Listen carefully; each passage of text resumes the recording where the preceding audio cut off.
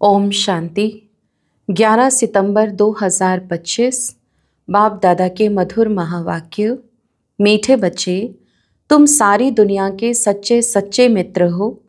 तुम्हारी किसी से भी शत्रुता नहीं होनी चाहिए। प्रश्न, तुम रूहानी मिलिट्री हो। तुम्हें बाप का कौन सा डायरेक्शन मिला हुआ है जिसे अमल में लाना है? उत्तर, तुम्हें डायरेक्शन है कि बैज सदा लगाकर रखो। कोई भी पूछे यह क्या है, तुम कौन हो, तो बोलो हम हैं सारी दुनिया से काम की अग्नि को बुझाने वाले फायर ब्रिगेड। इस समय सारी दुनिया में काम अग्नि लगी हुई है। हम सबको संदेश देते हैं, अब पवित्र बनो, दैवी गुण धारण करो तो बेड़ा पार हो जाएगा। ओम शांति। मीठे मीठे रूहानी बच्चे सहज याद में बैठे हैं। कोई कोई को डिफ़िकल्ट लगता है, बहुत मूंझते हैं। हम टाइट अथवा स्ट्रिक्ट होकर बैठे।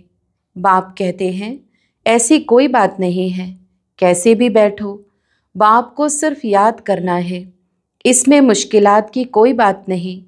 वह हठयोगी ऐसे टाइट होकर बैठते हैं, टांग टांग पर चढ़ाते हैं। यहाँ तो बाप कहते हैं आराम से बैठो, बाप को और 84 के चक्र को याद करो। यह है ही सहज याद। उठते बैठते बुद्धि में रहे।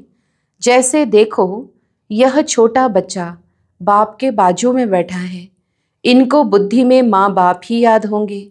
तुम भी बच्चे हो ना, बाप को याद करना तो बहुत सहज है। हम बाबा के बच्चे हैं, बाबा से ही वर्षा लेना है। शरीर निर्वाह अर्थ गृहस्थ व्यवहार में भल रहो। सिर्फ औरों की याद बुद्धि से निकाल दो। कोई हनुमान को, कोई किसको, साधु आदि को याद करते थे, वह याद छोड़ देनी है। याद तो करते हैं ना, पूजा के लिए पुजारी को मंदिर में जाना पड़ता है। इसमें कहाँ जाने की भी दरकार नहीं है। कोई भी मिले बोलो शिव बाबा का कहना है मुझे एक बाप को याद करो। शिव बाबा तो है निराकार, जरूर वह साकार में ही आकर कहते हैं मामेकम याद करो, मैं पतित पावन हूँ। यह तो राइट अक्षर है ना। बाबा कहते हैं मुझे याद करो, तुम सब पतित हो। यह पतित तमो प्रधान दुनिया है ना, इसीलिए बाबा कहते हैं कोई भी देहधारी को याद नहीं करो। यह तो अच्छी बात है ना। कोई गुरु आदि की महिमा नहीं करते हैं। बाप सिर्फ कहते हैं मुझे याद करो तो तुम्हारे पाप कट जाएंगे। यह है योग बल अथवा योग अग्नि। बेहद का बाप तो सच कहते हैं ना। गीता का भगवान निराकार ही है, श्री कृष्ण की बात नहीं। भगवान कहते हैं सिर्फ मुझे याद करो और कोई उपाय नहीं। पावन होकर जाने से उच्च पद पाएंगे, नहीं तो कम पद हो जाएगा। हम तुमको बाप का संदेश देते हैं, मैं संदेशी हूँ। इस समझाने में कोई तकलीफ नहीं है। माताएं अहिल्याएं कुब्जाएं भी ऊंच पद पा सकती हैं, चाहे यहाँ रहने वाले हो चाहे घर गृहस्थ में रहने वाले हो। ऐसे नहीं कि यहाँ रहने वाले जास्ती याद कर सकते हैं। बाबा कहते हैं बाहर में रहने वाले भी बहुत याद में रह सकते हैं, बहुत सर्विस कर सकते। यहाँ भी बाप से रिफ्रेश होकर फिर जाते हैं, तो अंदर में कितनी खुशी रहनी चाहिए। इस छीछी दुनिया में तो बाकी थोड़े रोज़ हैं, फिर चलेंगे श्री कृष्णपुरी में। श्री कृष्ण के मंदिर को भी सुखधाम कहते हैं, तो बच्चों को अपार खुशी होनी चाहिए। जबकि तुम बेहद के बाप के बने हो, तुमको ही स्वर्ग का मालिक बनाया था। तुम भी कहते हो बाबा 5000 वर्ष पहले भी हम आपसे मिले थे और फिर मिलेंगे। अब बाप को याद करने से माया पर जीत पानी है। अब इस दुख धाम में तो रहना नहीं है। तुम पढ़ते ही हो सुख धाम में जाने के लिए। सबको हिसाब किताब चुकतो कर वापस जाना है। मैं आया ही हूँ नई दुनिया स्थापन करने। बाकी सब आत्माएं चली जाएंगी मुक्ति धाम। बाप कहते हैं मैं कालों का काल हूँ, सबको शरीर से छुड़ाए और आत्माओं को ले जाऊंगा। सब कहते भी हैं हम जल्दी जाएं, यहाँ तो रहने का नहीं है, यह तो पुरानी दुनिया, पुराना शरीर है। अब बाप कहते हैं, मैं सबको ले जाऊँगा, छोड़ूंगा किसको भी नहीं।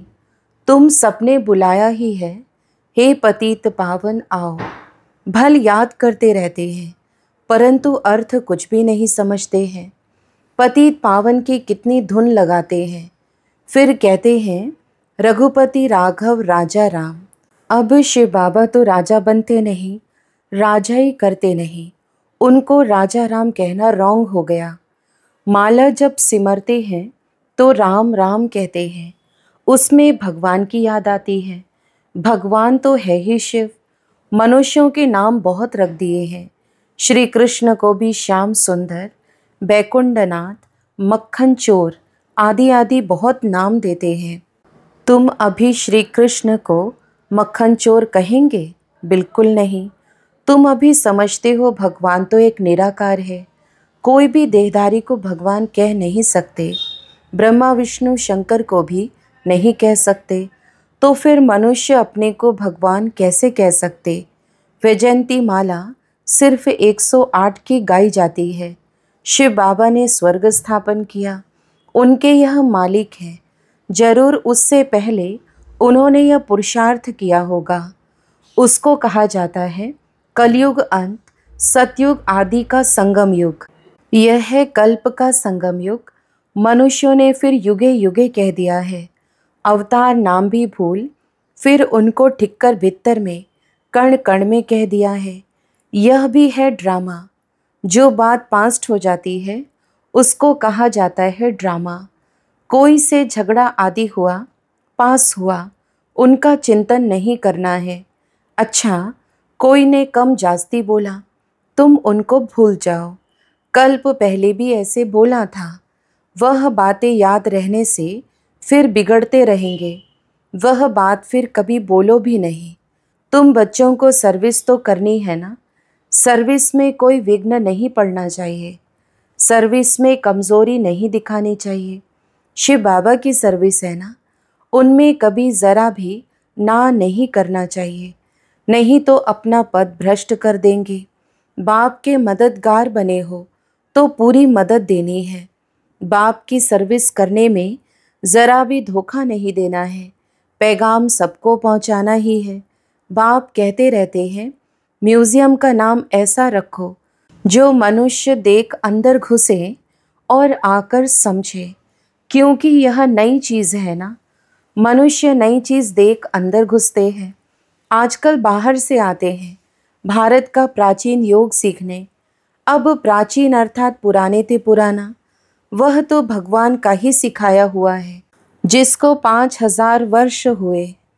सतयुग त्रेता में योग होता नहीं। जिसने सिखाया वह तो चला गया, फिर जब 5000 वर्ष बाद आए तब ही आकर राजयोग सिखाए। प्राचीन अर्थात 5000 वर्ष पहले भगवान ने सिखाया था। वही भगवान फिर संगम पर ही आकर राजयोग सिखलाएंगे, जिससे पावन बन सकते हैं। इस समय तो तत्व भी तमो प्रधान है। पानी भी कितना नुकसान कर देता है। उपद्रव होते रहते हैं पुरानी दुनिया में। सतयुग में उपद्रव की बात ही नहीं। वहाँ तो प्रकृति दासी बन जाती है। यहाँ प्रकृति दुश्मन बनकर दुख देती है। इन लक्ष्मी नारायण के राज्य में दुख की बात नहीं थी। सतयुग था, अभी फिर वह स्थापन हो रहा है। बाप प्राचीन राजयोग सिखा रहे हैं, फिर 5000 वर्ष बाद सिखाएंगे। जिसका पार्ट है वही बजाएंगे। बेहद का बाप भी पार्ट बजा रहे हैं। बाप कहते हैं, मैं इनमें प्रवेश कर स्थापना कर चला जाता हूँ। हाहाकार के बाद फिर जय जयकार हो जाती है। पुरानी दुनिया खत्म हो जाएगी। इन लक्ष्मी नारायण का राज्य था तो पुरानी दुनिया नहीं थी। 5000 वर्ष की बात है, लाखों वर्ष की बात हो नहीं सकती। तो बाप कहते हैं, और सब बातों को छोड़ इस सर्विस में लग जाओ, अपना कल्याण करने। रूठ कर सर्विस में धोखा नहीं देना चाहिए। यह है ईश्वरीय सर्विस। माया के तूफान बहुत आएंगे, परंतु बाप की ईश्वरीय सर्विस में धोखा नहीं देना है। बाप सर्विस अर्थ डायरेक्शन तो देते रहते हैं। मित्र संबंधी आदि जो भी आए, सबके सच्चे मित्र तो तुम हो। तुम ब्रह्मा कुमार कुमारियां तो सारी दुनिया के मित्र हो, क्योंकि तुम बाप के मददगार हो। मित्रों में कोई शत्रुता नहीं होनी चाहिए। कोई भी बात निकले बोलो, शिव बाबा को याद करो। बाप की श्रीमत पर लग जाना है, नहीं तो अपना नुकसान कर देंगे। ट्रेन में तुम आते हो, वहाँ तो सब फ्री है। सर्विस का बहुत अच्छा चांस है। बैज तो बहुत अच्छी चीज़ है, हर एक को लगा कर रखना है। कोई पूछे आप कौन हो, तो बोलो हम हैं फायर ब्रिगेड। जैसे वह फायर ब्रिगेड होते हैं आग को बुझाने के लिए, तो इस समय सारी सृष्टि में काम अग्नि में सब जले हुए हैं। अब बाप कहते हैं काम महाशत्रु पर जीत पहनो। बाप को याद करो, पवित्र बनो, दैवी गुण धारण करो, तो बेड़ा पार है। यह बैज श्रीमत से ही तो बने हैं। बहुत थोड़े बच्चे हैं जो बैज पर सर्विस करते हैं। बाबा मुरलियों में कितना समझाते रहते हैं, हर एक ब्राह्मण के पास यह बैज होना चाहिए। कोई भी मिले उनको इस पर समझाना है। यह है बाबा, इनको याद करना है।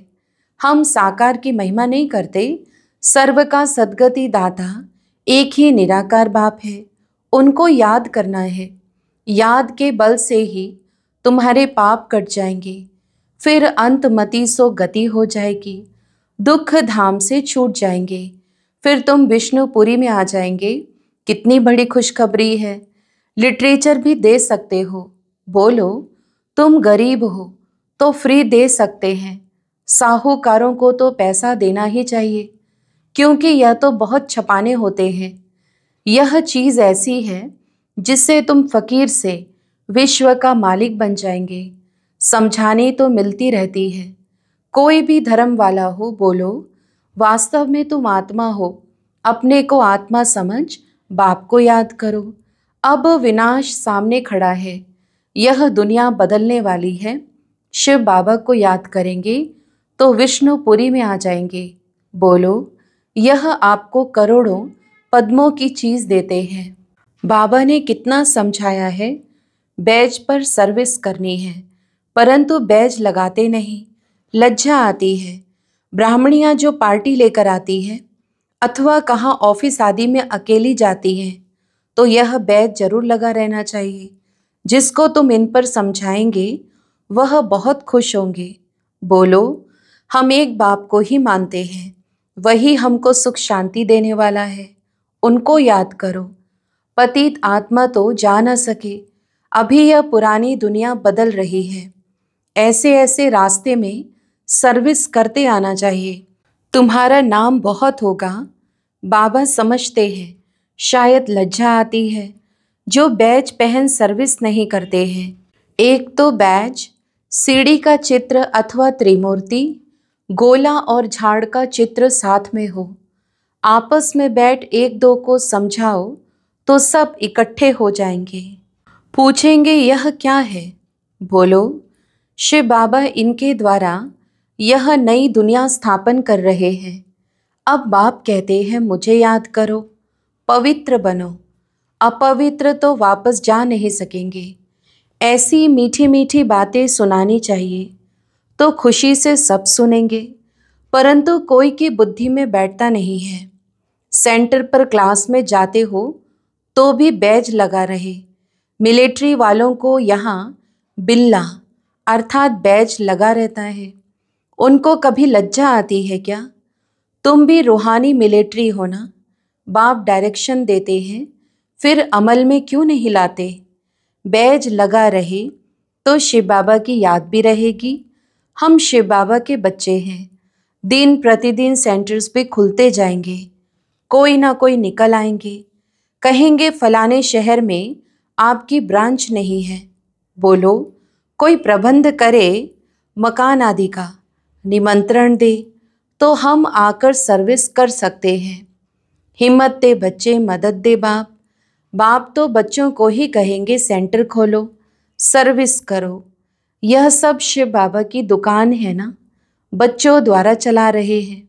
अच्छा, मीठे मीठे सिखिलधे बच्चों प्रति माता पिता बाप दादा का याद प्यार और गुड मॉर्निंग। रूहानी बाप की रूहानी बच्चों को नमस्ते।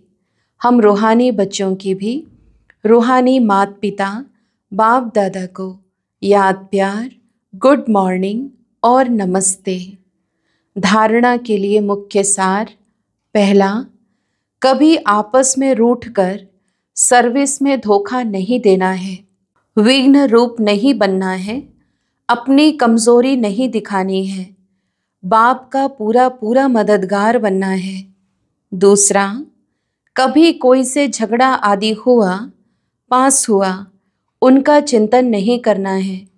कोई ने कम जास्ती बोला, तुम उनको भूल जाओ, कल्प पहले भी ऐसे बोला था, वह बात फिर कभी बोलो भी नहीं। वरदान, शांति के दूत बन सर्व को शांति का संदेश देने वाले मास्टर शांति शक्ति दाता भव। विस्तार, आप बच्चे शांति के मैसेंजर, शांति के दूत हो।